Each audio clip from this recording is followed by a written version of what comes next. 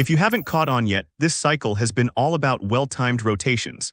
If you've just held through every pump and dump, chances are you're either at break-even or sitting on losses. Very few altcoins held onto their gains from the March and November rallies. I've been saying since the very first video on this channel, this cycle is not following the old blueprint. And if you're still playing by outdated rules, you're going to get left behind. In this video, I'll walk you through 3 core categories of indicators that help you time your exits and entries with precision. These rotations could have helped you avoid round-tripping your gains not once, but twice already. Make sure to watch till the end, because the last one is a lesser-known metric that has nailed every local top and bottom this cycle. It's a free tool you can start using right now to rotate smarter and stack up on stablecoins before the likely September drawdown. I put in serious effort to bring original content here, not the usual recycled narratives. If this helps, show some support by smashing the like button. It really does help the channel grow and keeps the grind going. And if you're new here, hit subscribe so you don't miss any of the upcoming data-backed updates. Let's get straight into it. I've been in crypto since 2017, which means I've witnessed 2 full-on bull runs.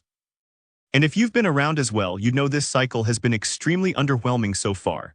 Most altcoins have struggled the entire time, getting bossed around by Grandpa Bitcoin. Sure, we've had a few altcoins pump here and there, but there hasn't been a proper alt season like in previous cycles. There were only 2 short rallies, one in March during the halving hype and another in November and December around election season. Let's take a quick look at what happened to altcoins once those rallies stalled. On both occasions, altcoin market cap dropped over 40% in the following 4 months. Most alts that pumped gave back all their gains. Keep in mind, this market cap included large cap altcoins too, so the drop was even more brutal for lower caps.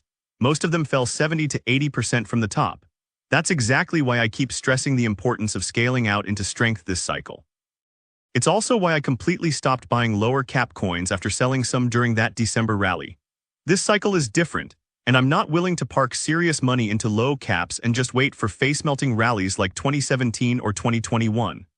The play now is to get into large or mid caps during pullbacks, like we did in April, and then rotate out during decent rallies.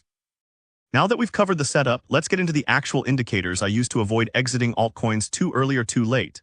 No one can perfectly time the top, and I'm not claiming to. But over this cycle, gradually scaling out based on these signals has worked far better than trying to guess the peak. I divide these indicators into 3 main categories. Each category has one key signal that gives a reliable read on its own, but the real edge comes from combining them for confirmation. The first category is what I call market structure or rotation indicators. These help identify where we are in the crypto cycle and whether it's time to rotate between Bitcoin, ETH, and altcoins. They track capital rotation, dominance shifts, and overall market sentiment, helping you spot major turning points before they're obvious to the herd. Let's start with one of the most well-known signals in this group, the Altseason index. I've covered it a few times on this channel already, and for good reason. It's one of the clearest tools to assess when altcoins are starting to get overheated. Right now, it's sitting at 41, which means we're still not in an official alt season. That zone starts above 75. When the index crosses into that range, it's usually a good idea to start locking in some gains. We saw this in March when it hit 76, and again in December when it spiked to 88 during election hype. Taking partial profits at those points would have worked well. That said, crossing 75 isn't always a signal to fully exit. In previous cycles like 2017 and 2021, the index stayed above 85 for months and altcoins kept climbing throughout. But this cycle is different. So rather than waiting for blow-off tops, scaling out gradually after the 75 mark is a more cautious and effective way to protect gains. Another key metric to keep on your radar is Bitcoin dominance. While the Altseason index gives a good short-term read on sentiment, Bitcoin dominance offers a clearer view of longer timeframe capital rotation. Personally, I start scaling out under 60% for short-term trades. And if dominance falls below 50%, I plan to exit the majority of my alt positions.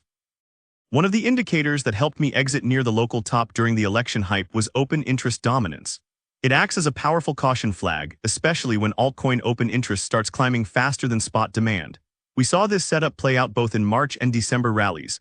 When alt open interest flips Bitcoins, it's usually a sign of froth, a point where trimming exposure or rotating back into Bitcoin tends to work well. I'm closely watching this again. If alt open interest overtakes Bitcoins, I'll start de-risking more aggressively. Right now, altcoins sit at 32% while Bitcoin holds 41%, which suggests things are still relatively calm. Now to get even more precise with rotation timing, there are two more metrics worth watching: ETH BTC and Altseason. Historically, ETH moves first and then the capital rotates into altcoins. You can ride the ETH rally while it's trending, and when Altseason starts to break out, that's usually the moment to rotate ETH gains into ETH beta plays or strong altcoins for higher upside. At the moment, ETH BTC has broken through the key 0.30 resistance we discussed earlier. However, Altseason is still in a downtrend, which suggests that altcoins are still lagging behind ETH for now. Now let's shift focus to on-chain and sentiment indicators. One of the tools I regularly rely on is the long-term holder MVRV. It helps gauge whether Bitcoin and altcoins are undervalued or at risk of a major correction. It's calculated by dividing Bitcoin's price by the long-term holder realized price, rather than the average cost basis of all coins like standard MVRV. This is one of the most effective ways to spot market tops. Historically, when this metric crosses 4, altcoins tend to be overheated. Selling when that happens would have protected you during both the March 2024 and late-year corrections. Right now, it's hovering below 3.3, which still leaves room for the rally to continue. Pairing this with sentiment tools like Google Trends gives a clearer picture. For example, when LTH-MVRV crosses 4 and altcoin search interest spikes over 90, that is often a retail-driven top. We recently touched 90 for the first time since December, and it is currently cooling at around 80. Still elevated, but not yet extreme. If you've made it this far and find the content valuable, drop a like to support the channel. And if you'd like to go a step further, consider joining our YouTube membership. For just a couple of dollars, you'll get behind-the-scenes access and exclusive market updates. Links in the description. Now moving on to the final and most important category of all, macro indicators. A lot of people point to DXY dropping as the most crucial signal. While that does play a role, it's not the most useful when trying to time local tops. What I've found to be far more accurate is ETH versus global liquidity. This chart nailed both the March and November altcoin tops with near-perfect precision. In both cases, ETH moving closer to the upper red band was the signal to exit altcoins and rotate. We started accumulating ETH and select altcoins during the April lows, right when this indicator was flashing a clear buy signal. It tagged the green band twice in April, once around 1,900 and again at the local bottom near 1,500. Both were perfect re-entry points. This kind of accuracy is rare in macro indicators, especially on higher time frames. I'll leave a link to this free chart in the description along with everything else mentioned in the video. One more macro indicator I like to track is the copper-to-gold ratio. I've talked about it on this channel before. If you overlay it on Bitcoin dominance, it's practically an inverse image. When copper outperforms gold and stays above its 20-week EMA, we've consistently seen a full-blown alt-season follow. If you want to understand that better, I'll link a separate breakdown at the end of this video. So the biggest takeaway is simple. Exit during strength, not weakness. This cycle hasn't rewarded diamond-handing altcoins like previous ones. The smart approach has been rotation, knowing when to scale out into pumps and when to reload on dips. If you've been tracking the key indicators we discussed, you already know when it makes sense to take risk off the table and when it's time to re-enter. Personally, I'm watching for the Altseason index to break above 75 as my first cue to start scaling out. A flip in open interest dominance and ETH approaching the upper band of the global liquidity chart are also strong signals. The rest of the indicators serve as confluence to build confidence in the move. This cycle is all about capital rotation.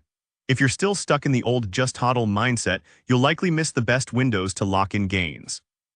These indicators aren't designed to catch the exact top, but they give you a real edge in building a strategy that moves with the cycle, not against it. Drop your thoughts or questions in the comments below. I go through every single one. Also, make sure you're subscribed so you don't miss the next update. Thanks for watching, and I'll see you in the next one.